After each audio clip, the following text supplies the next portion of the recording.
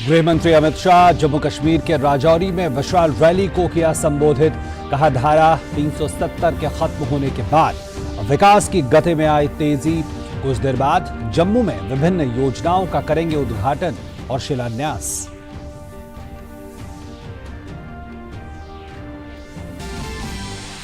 राष्ट्रपति द्रौपदी मुर्मू ने गुजरात दौरे के दूसरे दिन महिला उद्यमियों के लिए गुजरात विश्वविद्यालय के स्टार्टअप प्लेटफॉर्म हर स्टार्ट को किया लॉन्च। शिक्षा और आदिवासी विकास से संबंधित कई परियोजनाओं की भी रखी आधारशिला। वायुसेना दिवस से पूर्व अपनी सालाना प्रेस कॉन्फ्रेंस में वायुसेना प्रमुख ने कहा, अग्निपथ योजना के तहत एयर वॉरियर की भर्तियों को किया गया सुव्यवस्थित। दिसंबर तक 3000 अग्निवीर होंगे वायुसेना में शामिल। उत्तरकाशी में हिमस्खलन की चपेट में नेहरू पर्वतारोहण संस्थान के 28 पर्वतारोही फंसे। एनडीआरएफ, एसडीआरएफ, सेना और आईटीबीपी के जवानों द्वारा राहत और बचाव कार्य जारी। रक्षा मंत्री ने हादसे पर जताया दुख।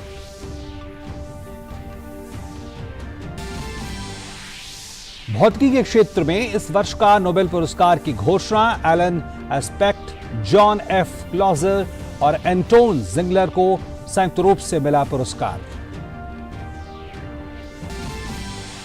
उत्तर कोरिया ने बीते 5 साल में पहली बार जापान पर दागी बैलिस्टिक मिसाइल लॉन्च की रिपोर्ट आने के बाद जापानी सरकार ने नागरिकों से सुरक्षित जगहों पर जाने की अपील की। जापान के प्रधानमंत्री ने उत्तर कोरिया की कार्रवाई को बताया बर्बर।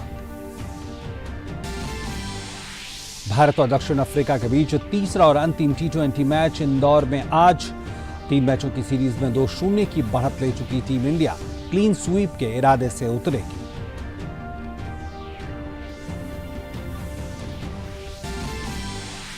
और देश भर में महानवमी पर्व की धूम। मंदिरों में सुबह से लगा भक्तजनों का तांता। देवी दुर्गा के 9वें स्वरूप मां सिद्धिदात्री की जाती है विशेष पूजा अर्चना।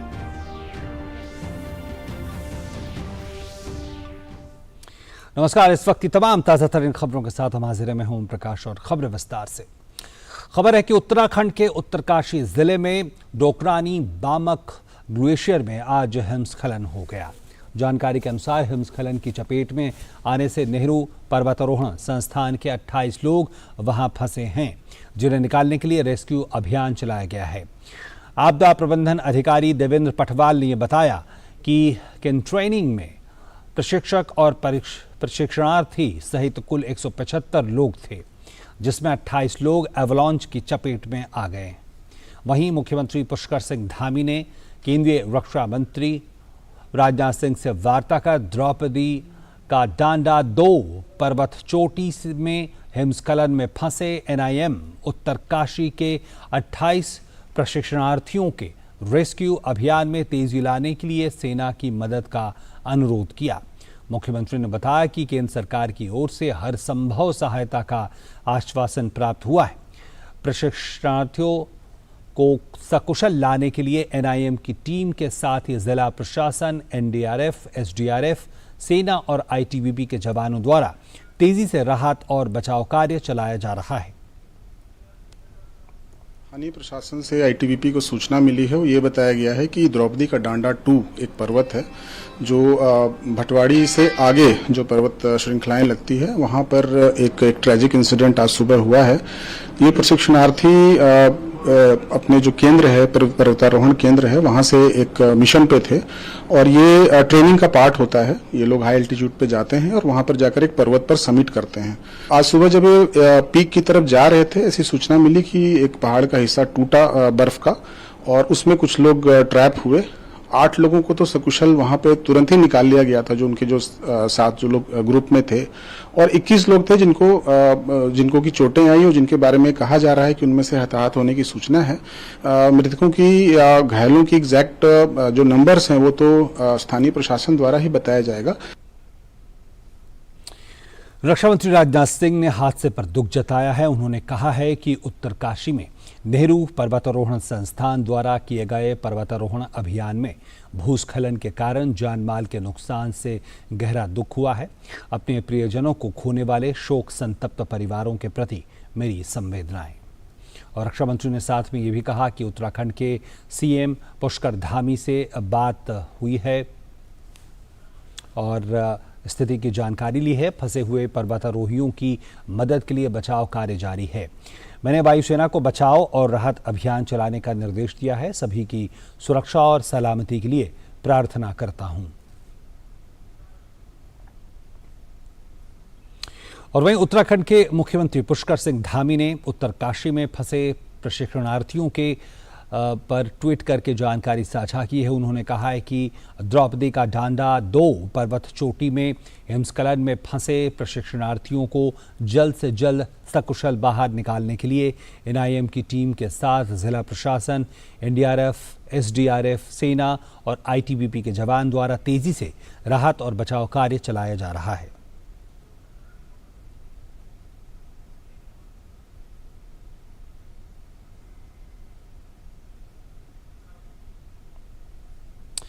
केंद्रीय गृह मंत्री अमित शाह ने जम्मू कश्मीर दौरे के दूसरे दिन राजौरी में विशाल रैली को संबोधित किया।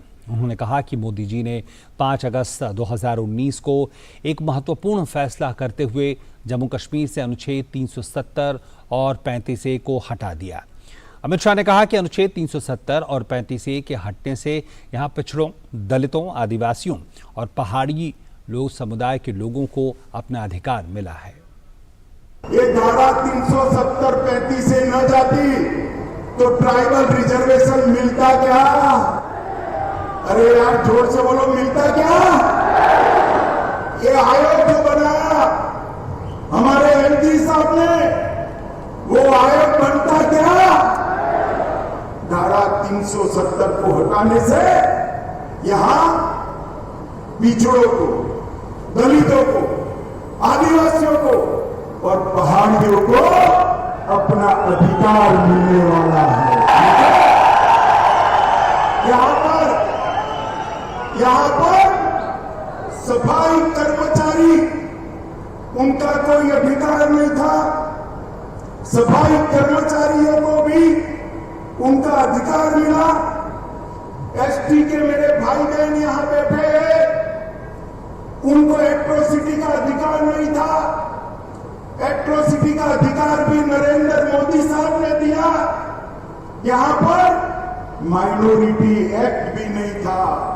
माइनॉरिटी एक्ट का अधिकार भी मोदी जी ने यहां पर दिया है। और वहीं केंद्रीय गृह मंत्री ने यह भी कहा कि 70 साल जम्मू कश्मीर पर 3 परिवारों ने राज किया और लोकतंत्र का मतलब इन्होंने सिर्फ अपना परिवार बना दिया था। 70 साल जिन लोगों ने कश्मीर में राज किया, ये 3 परिवारों ने राज किया। लोकतंत्र तो आजाद हुआ तब से आया था, मगर लोकतंत्र का मतलब उन्होंने अपने परिवारों में बना दिया था।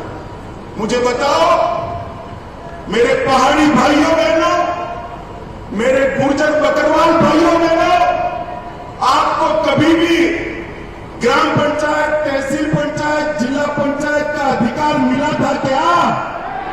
अरे जोर से बोलो, मिला था क्या? उन्होंने लोकतंत्र का, जमहूरियत का मतलब निकाल दिया। हमारे ही कच्चे पक्के जो है उनको सुख से रहना, पीढ़ियों तक शासन करना। देश में सरकार बदली, 2014 से नरेंद्र मोदी जी प्रधानमंत्री बने। मोदी जी ने सबसे पहले पंचायत के चुनाव कराए। और इससे पहले केंद्रीय गृह मंत्री अमित शाह ने राजौरी में एकलव्य मॉडल आवासीय विद्यालय का भी शिलान्यास किया।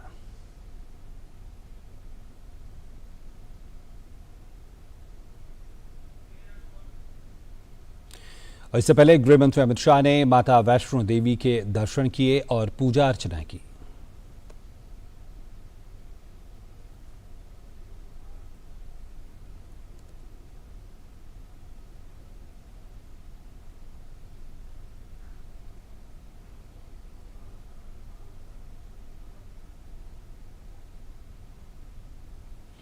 राष्ट्रपति द्रौपदी मुर्मू ने अपने गुजरात दौरे के दूसरे दिन आज महिला उद्यमियों के लिए गुजरात विश्वविद्यालय का स्टार्टअप मंच हर स्टार्ट का शुभारंभ किया। इसके साथ ही उन्होंने अहमदाबाद के गुजरात विश्वविद्यालय में शिक्षा और जनजातीय विकास से संबंधित विभिन्न परियोजनाओं का भी शुभारंभ किया। इस मौके पर राष्ट्रपति ने यह कहा कि इस विश्वविद्यालय से हजारों महिलाओं को फायदा हो रहा है।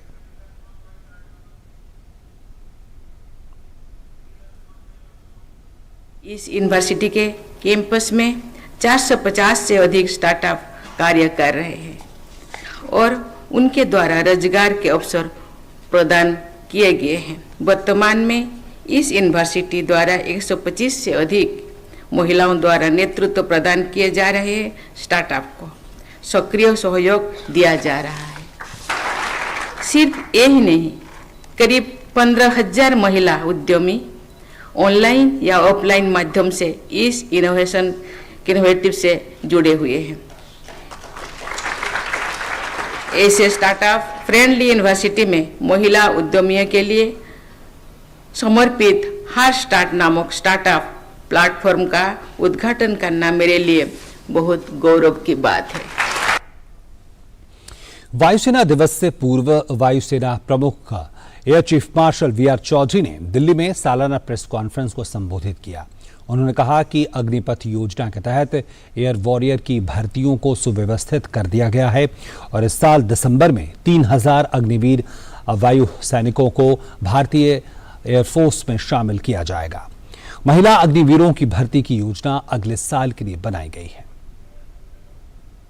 We are looking at around 10% initially, and we have issues with respect to the number of specific trades, and within the trades, the streams that these people can be used in. So, for example, if I have an engine fitter on, as a technician, I've got 39 fleets. So, I've got 39 different, people, fleets we trained on. So we are just trying to focus on which are the fleets where we can utilize them best, where we have presently the wherewithal in terms of the infrastructure, in terms of lesser requirement to move them continuously. So we will make a beginning there and we will grow as time comes. Like I said, I think we have been the most gender agnostic for many years, and we will give full, with an open mind, we will accept them in any trade and any place. और यहाँ पर रुकने एक छोटे से break लिया, बने रहे हमारे साथ। तुझे क्या हुआ है?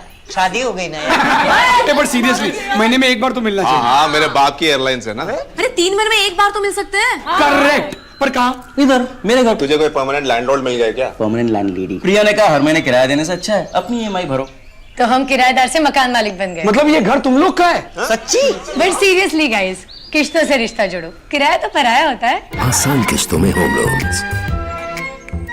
बैंक ऑफ इंडिया, रिश्तों की जमा पूंजी। ब्रेक के बाद फिर से आपका स्वागत है। प्रधानमंत्री नरेंद्र मोदी कल हिमाचल प्रदेश का दौरा करेंगे। पीएम मोदी राज्य में 3,650 करोड़ रुपए से अधिक की परियोजनाओं का उद्घाटन और शिलान्यास करेंगे। अपनी यात्रा के दौरान प्रधानमंत्री अखिल भारतीय आयुर्विज्ञान संस्थान एम्स बिलासपुर का उद्घाटन करेंगे। प्रधानमंत्री ने 2017 में इसकी आधारशिला रखी थी। 1,470 करोड़ रुपए से अधिक की लागत से निर्मित एम्स एक अत्याधुनिक अस्पताल है। इस अस्पताल में 18 स्पेशलिटी, 17 सुपर स्पेशलिटी विभाग हैं, 18 मॉड्यूलर ऑपरेशन थिएटर और 750 बिस्तरों की व्यवस्था है। 247 एकड़ में फैला ये अस्पताल 24 घंटे इमरजेंसी और डायलिसिस की सुविधाओं से युक्त है। इस अस्पताल में हर साल MBBS कोर्स के लिए 100 छात्रों और नर्सिंग कोर्स के लिए 60 छात्रों का प्रवेश उन्हें दिया जाएगा। यात्रा के दौरान प्रधानमंत्री मोदी पिंजौर से नालागढ़ तक राष्ट्रीय राजमार्ग 105 पर 1,690 करोड़ रुपए से अधिक की लागत वाली लगभग 31 किलोमीटर लंबी परियोजना का शिलान्यास भी करेंगे। परियोजना सड़क अंबाला, चंडीगढ़, पंचकुला, शिमला से बिलासपुर, मंडी और मनाली की ओर जाने वाले यातायात के लिए एक प्रमुख संपर्क कड़ी है। प्रधानमंत्री नालागढ़ में करीब 350 करोड़ रुपए की लागत से बनने वाले मेडिकल डिवाइस पार्क की आधारशिला रखेंगे। वे बंदला में गवर्नमेंट हाइड्रो इंजीनियरिंग कॉलेज का भी उद्घाटन करेंगे। यात्रा के दौरान प्रधानमंत्री कुल्लू दशहरा समारोह में भाग लेंगे। प्रधानमंत्री कुल्लू दशहरा समारोह में पहली बार भाग ले रही हैं।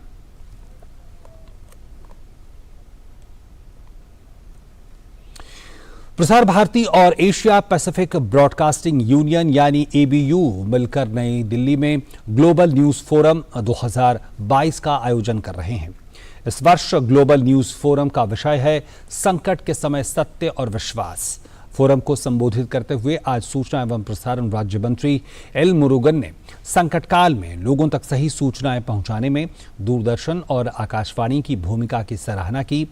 इस मौके पर एबीयू के सेक्रेटरी जनरल जवाद मुत्तकी और प्रसार भारती के सीईओ मयंक कुमार अग्रवाल भी मौजूद थे। भारत में पहली बार ग्लोबल न्यूज फोरम का आयोजन हो रहा है, जिसकी मेजबानी प्रसार भारती और एशिया पैसिफिक ब्रॉडकास्टिंग यूनियन यानी एबीयू मिलकर कर रहे हैं। इस वर्ष ग्लोबल न्यूज फोरम का विषय है संकट के समय सत्य और विश्वास। केंद्रीय सूचना एवं प्रसारण राज्य मंत्री एल मुरुगन ने ग्लोबल न्यूज फोरम को संबोधित करते हुए कहा कि पब्लिक ब्रॉडकास्टर के तौर पर संकट काल के समय दूरदर्शन और आकाशवाणी महत्वपूर्ण भूमिका निभाता है। उन्होंने कोविड महामारी के दौरान लोगों तक सही सूचनाएं पहुंचाने और उन्हें जागरूक करने में प्रसार भारती की भूमिका की सराहना की और सभी मीडिया संस्थानों से अपील की कि वो संकट काल के समय फेक न्यूज के प्रसार को रोकें। We are all just now came out from the COVID-19. How the truth news and trust news is important in that COVID period. The fake news is the big threat for us, and misinformation is very big threat for us. Instead of this fake news, misinformation, we given a truth news and trust news to the public, and the awareness about the COVID-19. ABU के secretary general Jawad मुत्तगी ने इस मौके पर कहा कि Covid महामारी के दौरान लोगों ने सही खबरों के लिए लोक सेवा प्रसारक पर भरोसा किया। प्रसार भारती के सीईओ मयंक कुमार अग्रवाल ने कहा कि कोविड महामारी के दौरान अपने विभिन्न कार्यक्रमों के जरिए आकाशवाणी और दूरदर्शन ने फेक न्यूज के प्रसार को रोका और लोगों तक सही सूचनाएं पहुंचाई। The role of public service media in increasing the awareness of the public and mobilizing them to contribute to the society. And this is what was proved and was emphasized during pandemic. Public service media was trusted. It was clear that people trusted public service media, and we have to build on that for the future. When during the times of epidemic, fake news was spreading faster than the epidemic, there was another pandemic, that was the information pandemic. Right or wrong, it was Doordarshan and All India Radio. They came in the front and they were busting fake news in real time. A number of programs to counter the fake news were started. नई दिल्ली में चल रहे global news forum में भारत समेत दुनिया के कई देशों के न्यूज और मीडिया इंडस्ट्री से जुड़े दिग्गज हिस्सा ले रहे हैं। संकट के समय मीडिया रिपोर्टिंग में कैसे सुधार लाया जाए और कैसे लोगों तक सही सूचनाएं पहुंचाई जाए, इस पर चर्चा के लिए फोरम के दौरान कई सत्र आयोजित किए गए हैं। निशांत सौरभ की report, DD news, Delhi. Navratri के 9वें दिन मां दुर्गा के 9 अवतारों में अंतिम मां सिद्धिदात्री की पूजा की जाती है और उसी के चलते नवमी के अवसर पर राजधानी दिल्ली के झंडेवाला मंदिर में सुबह की आरती की गई। नवरात्र की नवमी के मौके पर मंदिरों में दुर्गा पूजा की खास रौनक देखने को शहर में मिल रही है। वहीं एक ओर जहां सारा शहर मां की भक्ति में सराबोर दिख रहा है, दूसरी ओर रामेश्वरम में नवरात्रि उत्सव के दौरान बोम्माई गोलू गुड़िया की कई किस्मों से घरों को सजाया गया है।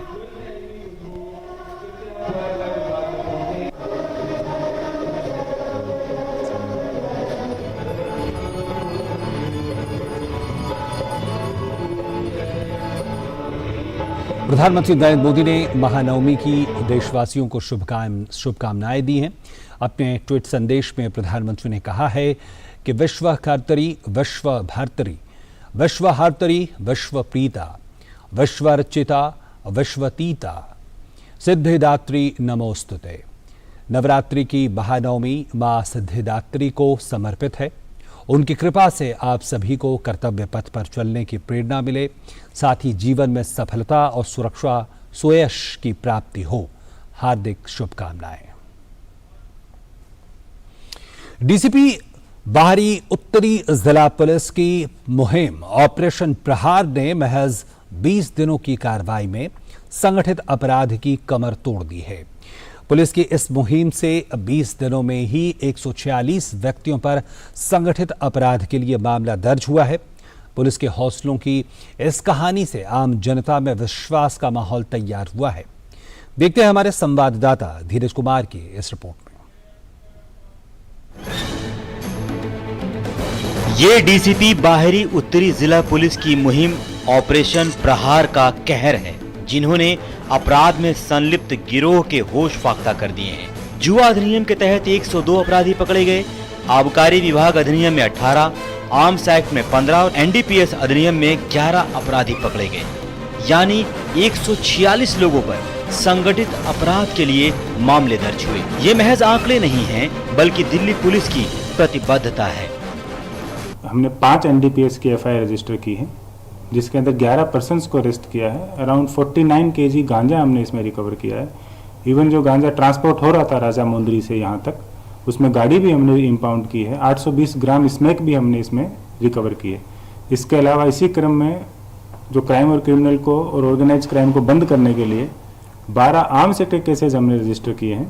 इसमें 15 fire arm, 2 knife button actuated knife, 102 live cartridges इसमें रिकवर किए हैं। एक बुलेट प्रूफ गाड़ी भी इसमें रिकवर की गई है। ऑपरेशन प्रहार की ये बानगी जिले के 8 थानों की कार्रवाई है। डीसीपी देवेश महिला के नेतृत्व में महज 20 दिनों में संगठित अपराध की कमर टूटी है। पुलिस की कार्रवाई में अवैध हथियार सहित मादक पदार्थों की बरामदगी हुई है। साथ ही पुलिस को बड़े पैमाने पर पैसों की खेप भी हाथ लगी है। मेरी सभी से अपील है, अगर आपको किसी भी तरीके का ऑर्गेनाइज क्राइम, क्रिमिनल या उसकी इन्फॉर्मेशन मिलती है या आपको लगता है कि आपकी कहीं भी चीज़ पे अमल नहीं आया गया है, एक्शन नहीं हुआ है, आप आइए मेरे ऑफिस में। हर टाइम ऑफिस ओपन है। और या फिर अगर मैं ऑफिस में नहीं हूं तो आप व्हाट्सएप मैसेज या कॉल के द्वारा ही मुझे इसकी सूचना दे सकते हैं। मैं पूर्णतः अश्योर करता हूं कि हर तरीके की क्राइम, क्रिमिनल एक्टिविटी पे दी हुई आपकी इन्फॉर्मेशन को वेरीफाई किया जाएगा, आपका नाम भी गुप्त रखा जाएगा। पुलिस उपायुक्त की माने तो अपराधियों से डरने की जरूरत नहीं है। सदैव आपके लिए, आपके साथ के नारे के साथ दिल्ली पुलिस 24 घंटे आपकी सेवा में तत्पर है। पुलिस का कहना है कि आप एक कॉल कर पुलिस को अपराध की जानकारी दे सकते हैं। डीसीपी बाहरी उत्तरी जिले की पुलिस ने ऑपरेशन प्रहार के जरिए बड़ी कार्रवाई की है। पुलिस की इस कार्रवाई में जहां संगठित अपराध से जुड़े लोगों की गिरफ्तारी हुई है, इसके साथ ही उसके हौसले भी पस्त हुए हैं। कैमरामैन एसएन मिश्रा के साथ धीरज कुमार, डीडी न्यूज, दिल्ली। उसी के साथ इस बुलेटिन में इतना ही। नमस्कार।